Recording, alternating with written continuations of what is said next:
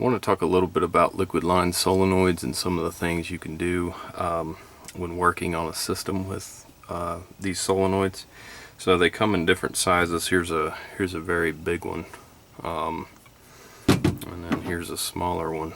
And what these are used for is like in refrigeration, so the system can pump down, or if you've just got a system where you don't want liquid to migrate back to the compressor, you can use one of these to close down when the compressor turns off. Anyways, so when you're working on a system that has one of these, you've got to make sure that it's open when you're leak checking, when you're pulling a vacuum, charging with nitrogen. You got to make sure these are open. I've seen too many cases where you're leak checking a system, you think there's a little teeny leak, and actually it's just because one of these got forgotten. Some systems will have multiple, they can have 4 or more. Daikin VRVs have probably 8. Anyways, you got to make sure they're open. So on a VRV you can use the control board to open them, but on a lot of systems you got to do it manually, and the best way to do that is with a magnet. Now you can buy these kind of magnets, but they're very expensive. I just ended up making my own. Just bought a bunch of these donut magnets. These are, and I believe they are sold in millimeters. These are let's see, 32.5 millimeters wide,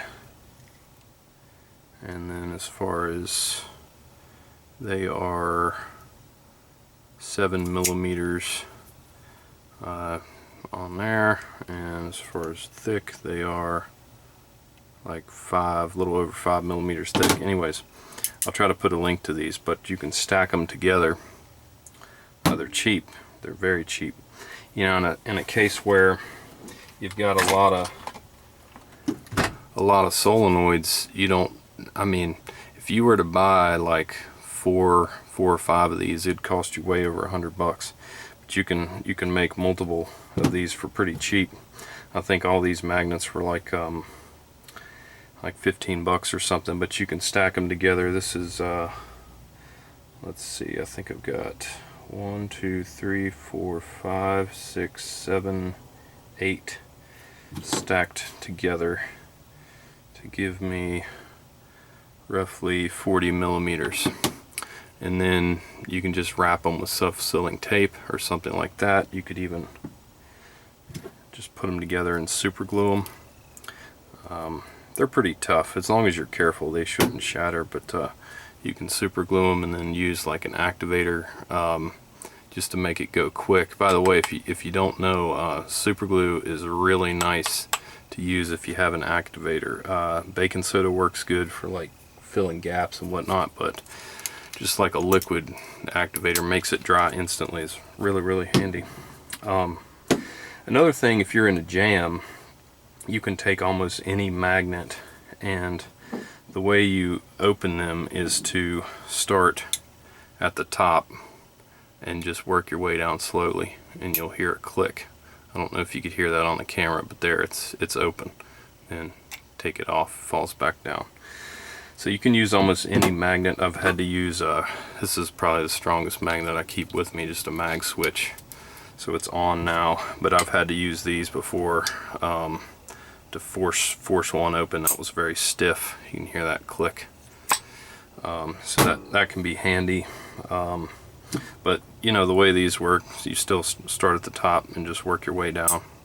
And one tip on these, don't try to press it down all the way, because there are some of these solenoids where if you press your solenoid tool down all the way, it'll actually lose hold and it'll close back. So basically you just leave it hovering wherever it sits. Wherever it sits is where you leave it, and just right there, and it's open. But anyways,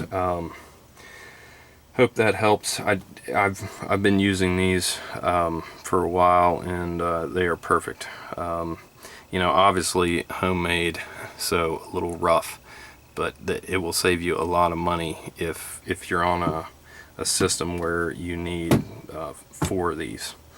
And that's a lot more common in commercial and these really big systems.